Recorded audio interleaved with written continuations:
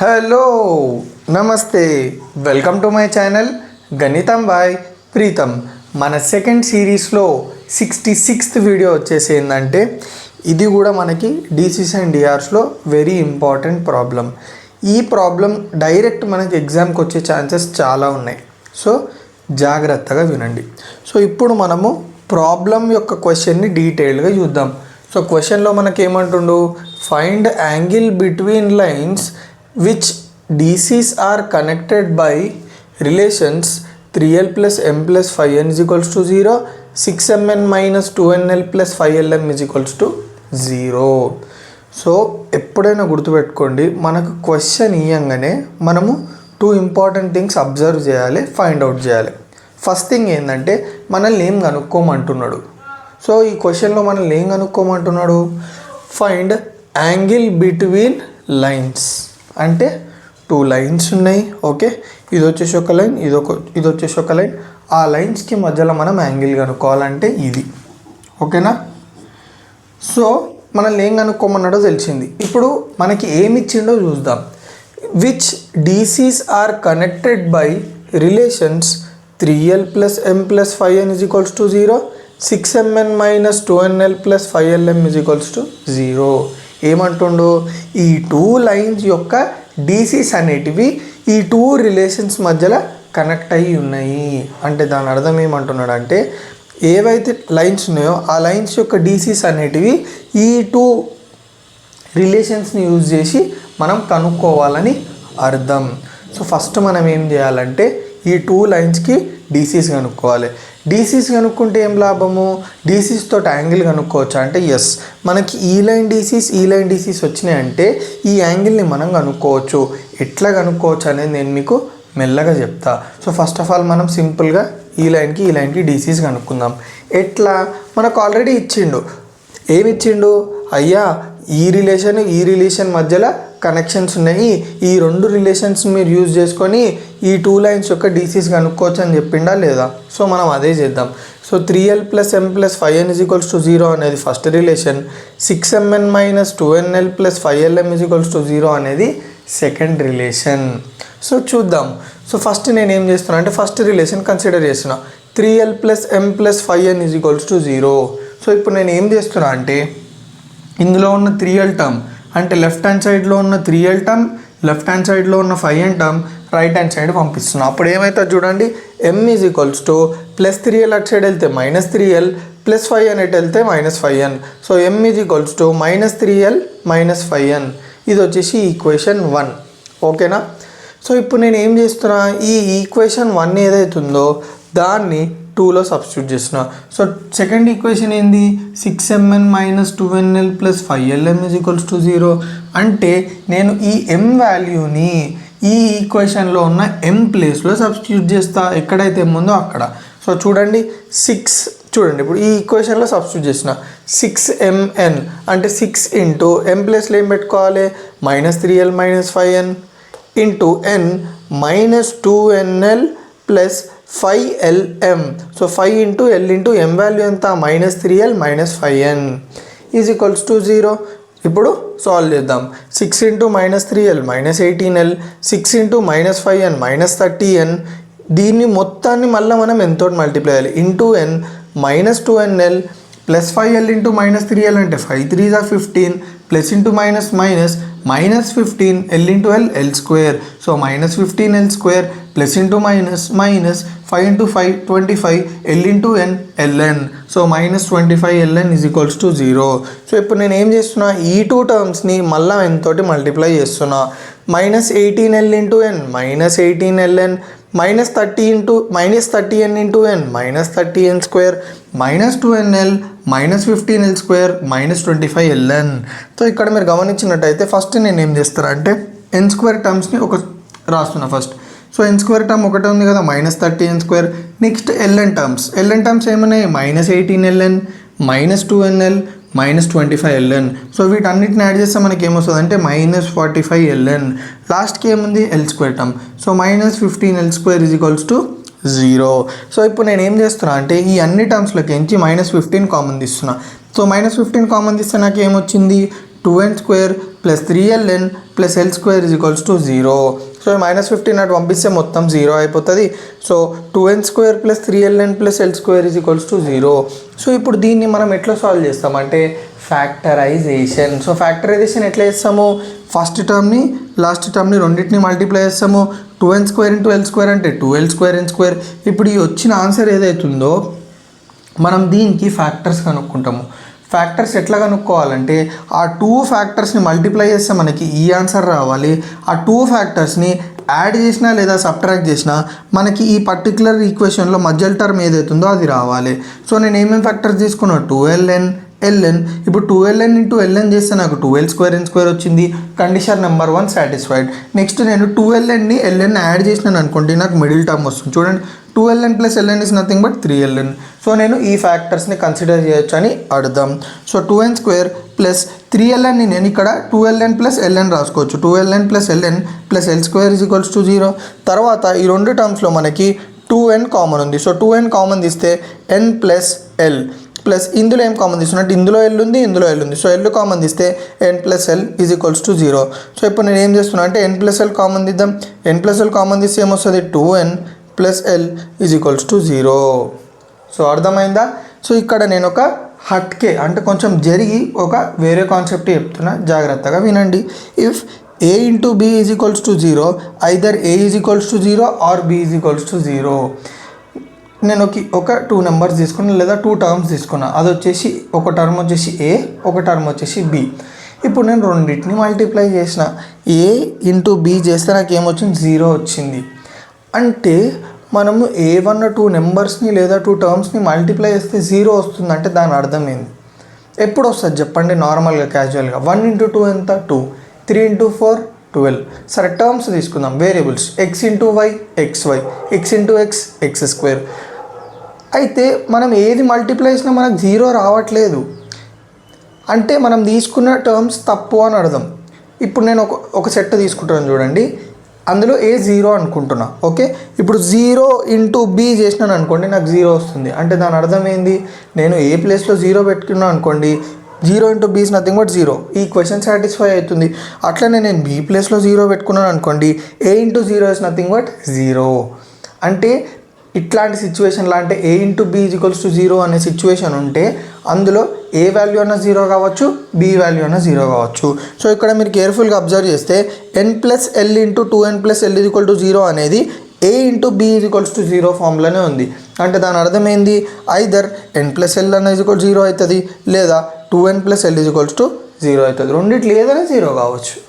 So first నేను n plus L is equal to 0 చేసుకుంటే n is equals to minus L, 2n plus L is equals to 0 చేసుకుంటే n is equals to minus l/2.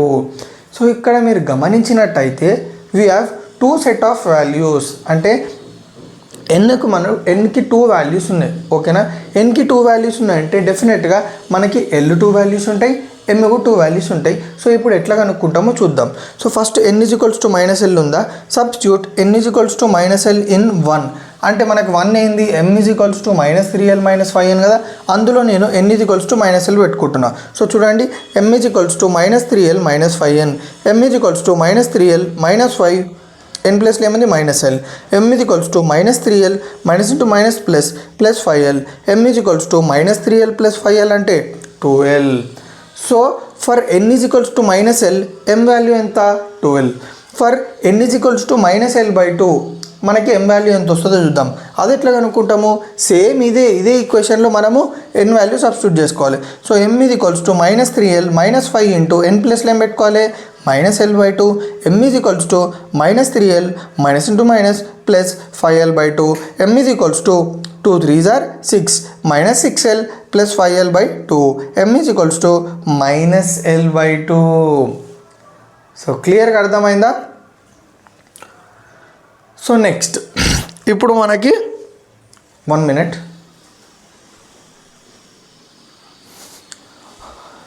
So ఇప్పుడు మనకి m value వచ్చింది, 2 m వాల్యూలు వచ్చినాయి, 2 n వాల్యూలు వచ్చినాయి. మీకు doubt ఉంటుంది ఎల్ వాల్యూస్ ఎందుకు కనుక్కోలేదంటే, మీరు గమనించినట్టయితే n వాల్యూస్ కానీ m వాల్యూస్ కానీ ఏ టర్మ్స్లో ఉన్నాయి, ఎల్ టర్మ్స్లో ఉన్నాయి కదా. అంటే దాని అర్థం ఏంటంటే ఇప్పుడు మీరు ఎల్ వాల్యూ కనుక్కున్నారు అనుకో, ఎల్ వాల్యూ ఎల్లే ఉంటుంది. ఓకేనా, ఎప్పుడైతే ఒక్క టర్మ్ ఇంకో టర్మ్స్లో వాల్యూ ఉందనుకోండి, ఆ టర్మ్ అనేది ఆ టర్మే ఉంటుంది. ఇప్పుడు ఎల్ అయిపోతుంది. సపోజ్ ఇప్పుడు నాకు ఎం టర్మ్స్లో వచ్చింది అనుకోండి, నేను ఎమ్ కనుక్కొని ఇంకా ఎన్ కనుక్కుంటా ఎల్ కనుక్కుంటా ఎంఏ ఉంటుంది. సో అట్లా. సో ఇప్పుడు మనం రాసుకుందాం. 2 సెట్ ఆఫ్ వాల్యూస్ వచ్చినాయి కదా, అందులో ఒక సెట్ ఆఫ్ వాల్యూస్ని నేను L1, M1, N1 అనుకుంటున్నా. ఇంకో సెట్ ఆఫ్ వాల్యూస్ నేను L2, M2, N2 అనుకుంటున్నా. సో L1, M1, N1 ఎట్లా అనుకుంటాం చెప్పండి. చూడండి, L1ని నేను ఇందాకనే చెప్పిన, ఎల్ని ఎల్ఏ అనుకుంటాం, M1 అంటే ఏంది, మనం n=-l పెట్టుకున్నప్పుడు మనకి M అంత వచ్చింది 12. సో M1 వచ్చేసి 12. నెక్స్ట్ N1 అంటే ఎంత చూడండి, n=-l. సో N1 వచ్చేసి -l. Next L2, M2, N2 అంటే L2 వచ్చేసి M2 వచ్చేసి ఎంత, ఇక్కడ M వాల్యూ ఎంత వచ్చింది -l/2, ఇక్కడ N వాల్యూ ఎంత ఉంది -l/2. సో N2 వచ్చేసి -l/2.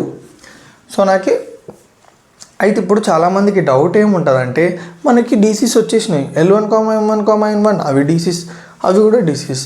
సో మనకి డీసీస్ వచ్చేసిన తర్వాత నేను ఇంకా కొంచెం ఎక్స్ట్రా ప్రొసీజర్ చేసినాను చూడండి, అది ఎందుకు చేసినారు అని చాలామందికి డౌట్ ఉంటుంది. ఇక్కడ మీరు గమనించినట్టయితే మనకి డీసీస్ అనేవి ఏ టర్మ్స్లో ఉన్నాయి, ఎల్ టర్మ్స్లో ఉన్నాయి. మనకి ఎట్లుండాలి, నెంబర్స్ ఉండాలి, కానీ ఇక్కడ ఎల్ టర్మ్స్లో ఉన్నాయి 2 డీసీస్. సో అప్పుడు మనము ఆ ఎల్ వాల్యూ ఫైండ్ అవుట్ చేయాల్సిందే. ఆ ఎల్ వాల్యూ ఫైండ్ అవుట్ చేస్తేనే మనకి డీసీస్ తెలిసినట్టు. ఇప్పుడు ఇంకా డీసీస్ ఫుల్గా తెలియనట్టు, ఓకేనా. ఇప్పుడు మనము ఈ డీసీస్ని తెలుసుకోవాలంటే దేర్ ఆర్ 2 మెథడ్స్. ఓకే, ఒక మెథడ్ ఏంటంటే మనకి ఇంకో ఇంపార్టెంట్ కాన్సెప్ట్ అనుకోండి, థియరం అనుకోండి, అదేంటంటే L² + M² + N² = 1 అని ఉంది. సో సింపుల్గా మీరు దీనికి L² + M² + N² సబ్స్టిట్యూట్ చేస్తే మీకు ఎల్ వాల్యూ వచ్చేస్తుంది. సేమ్ ఈ డీసీస్కి కూడా L² + M² + N² చేస్తే మీకు =1 చేస్తే మీకు ఏమంటారు, ఈ 3 DCs I mean L2, M2, N2 వచ్చేస్తాయి, L1, M1, N1 వచ్చేస్తాయి. అట్లా చేయొచ్చు. ఇంకొకటి ఏంటంటే మోస్ట్ యూజ్డ్ మెథడ్ అంటే ఏంది, ఎగ్జామ్స్లో కూడా లేకపోతే మనకి ఇచ్చిన టెక్స్ట్ బుక్లో కూడా ఇదే మెథడ్ వాడతారు. ఆ మెథడ్ ఏంటంటే చూడండి, if A, B, C are DRs of line having DCs L, N, N then L:M:N A:B:C. అంటే ఏమంటుండంటే, ఒక లైన్కి ABC అనేటివి డిఆర్స్ అయితే అండ్ ఆ లైన్ యొక్క డీసీస్ వచ్చేసి L, M, N అయితే అప్పుడు ఒక ఇంపార్టెంట్ థింగ్ ఏంటంటే L:M:N A:B:C. ఓకేనా. సో ఏబిసి డిఆర్స్ అయితే LMN డీసీస్ అయితే ఈ కాన్సెప్ట్ అనేవి, లేకపోతే ఇది ఒక ఫార్ములా అని అర్థం.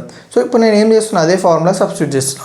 సో ఇక్కడ మనకి L1:M1:N1 అంటే డీసీసే కదా ఈ పర్టికులర్ లైన్వి. ఎంత ఉంది మనకి L:12:-l. L క్యాన్సిల్ అయితే L1:M1:N1 1:2:-1. సో ఇప్పుడు L:M ఇదంతా దీంతో కంపేర్ చేయండి. సో ఈ 1 ఇటు సైడ్ ఉంది ఈజ్ A:B:C అంటే 1:2:-1 అంటే A అంటే డిఆర్ఏ, బి అంటే డిఆర్ఏ, సి అంటే డిఆర్ఏ. సో మనం ఈ రిలేషన్ యూజ్ చేసి మనం డిఆర్స్ కనుక్కుంటున్నాం, ఓకేనా. సో డీసీసే కనుక్కోవచ్చు కదా అంటే ఎస్, ఫస్ట్ డిఆర్స్ కనుక్కున్న తర్వాత అందులో నుంచి డీసీస్ కనుక్కుందాం. So L1:M1:N1 1:2:-1. సిమిలర్గా దీనికి కూడా చేస్తే మనకి 1:-1/2 వచ్చేసింది. సో ఇప్పుడు మనకి డిఆర్స్ ఉన్నాయి, డీసీస్ ఎట్లా కనుక్కుంటాము, ఒక ఫార్ములా ఉంది. If A, B, C are DRs of line then DCs are A/√A² + B² + C², B/√A² + B² + C², C/√A² + B² + C². So ఈ ఫార్ములా వాడదాం. సో డీసీస్ ఆఫ్ లైన్ 1 అంటే ఈ లైన్ యొక్క DCs. So 1/√A² + B² + C² అంటే ఏ value ఎంత 1, B value ఎంత 2, C value ఎంత -1. So √1² + 2² + -1² 2/√1² + 2² + -1² -1/√1² + 2² + -1². So DCs of line 1. So 1 ఇదంతా సాల్వ్ చేయండి. √1² అంటే 1, 2² అంటే 4, -1² అంటే 1. సో 1 + 4 + 1 అయితే 6. సో √6. సో 1/√6, 2/√6, -1/√6. సో ఇది వచ్చేసి లైన్ 1 యొక్క డీసీస్. నెక్స్ట్ లైన్ 2 యొక్క డీసీస్ కూడా అంతే, సేమ్ ఫార్ములా. కరెక్ట్గా డీసీస్ ఏమున్నాయి మనకి, డిఆర్స్ ఏమున్నాయి ఒక్కటి చేద్దాం. 1/√A² + B² + C² అంటే A² అంటే 1² + B² అంటే -1/2² + C² అంటే 1/2², -1/2 సేమ్, -1/2 అదే. సో డీసీస్ ఆఫ్ లైన్ 2 1/√1² అంటే 1, 1/2 -1/2² అంటే 1/4 + 1/2² అంటే 1/4. -1/2 సేమ్ ఇక్కడ ఏమొచ్చిందో అదే -1/2 అదే. సో డిసీస్ ఆఫ్ లైన్ 1 అంటే 1/√ ఇదంతా సాల్వ్ చేస్తే 6/4 వస్తుంది. సేమ్ అక్కడ రాసేసుకోండి. 1/√ 6/4 అంటే √6/√4 అంటే 2 కదా. సో 1/√6/2, -1/2/√6/2, -1/2/√6/2. 2 క్యాన్సిల్. ఏం మిగిలింది? ఇది మీదకి వస్తే రెసిప్రోకల్ అవుతుంది. 2/6, ఇక్కడ చూడండి 2 క్యాన్సిల్ అయిపోతే ఏం మిగిలింది? -1/6, -1/6. సో ఇక్కడ మీరు గమనించినట్టయితే మనకి లైన్ 1 యొక్క డీసీస్ వచ్చినాయి. అంటే సపోజ్ ఇది లైన్ 1 అనుకుందాం, ఇది లైన్ 2 అనుకుందాం. ఇప్పుడు లైన్ 1 డీసీస్ వచ్చినాయి, నెక్స్ట్ లైన్ 2 డీసీస్ వచ్చినాయి. మనం ఏం చేయాలి? ఇప్పుడే వెరీ వెరీ వెరీ ఇంపార్టెంట్. ఓకేనా? సరే, ఇక్కడి వరకు అయితే మీకు క్లియర్గా అర్థమైంది కదా. సో ఇందాక మనం ఎక్కడి వరకు చేసినాము? లైన్ 1 యొక్క డీసీస్, లైన్ 2 యొక్క డీసీస్ రెండు కనుక్కున్నాం. చూడండి ఇక్కడ. సో ఇప్పుడు మనకి లైన్ 1 డీసీస్, లైన్ 2 డీసీస్ వచ్చేసినాయి. ఇప్పుడు యాంగిల్ ఎట్లా కనుక్కుంటాము చూడండి. If L1, M1, N1 and L2, M2, N2 are DCs of two lines and theta is the angle between them, then cos theta is equals to L1 L2 plus M1 M2 plus N1 N2. So మనకి DCs ఉన్నాయి అనుకోండి 2 లైన్స్వి, అప్పుడు మనకి cos theta formula వచ్చేసి ఇది. So సింపుల్గా మనము cos theta ఫార్ములాలో substitute చేసుకుంటే మనకి ఆన్సర్ వచ్చేస్తుంది. So L1 M1 N1, L2 M2 N2. So cos theta is equals to L1 L2 అంటే 1/√6 ఇంటూ 2/√6 ప్లస్ M1 M2 అంటే 2/√6 ఇంటూ -1/√6 ప్లస్ M1 M2 అంటే -1/√6 into -1/√6. Cos theta is equals to 1 into 2 2, √6 into √6 6, -2 into -1 -2, √6 into √6 6 plus 1/6. Cos theta is equals to 2/6 -2/6 cancel, మిగిలింది 1/6. Theta is equals to cos inverse 1/6. So క్లియర్గా అర్థమైందా? So నా videos ఏమైనా మీకు కొంచెం use అయితే తెలుసు కదా ఏం చేయాలో, రైట్?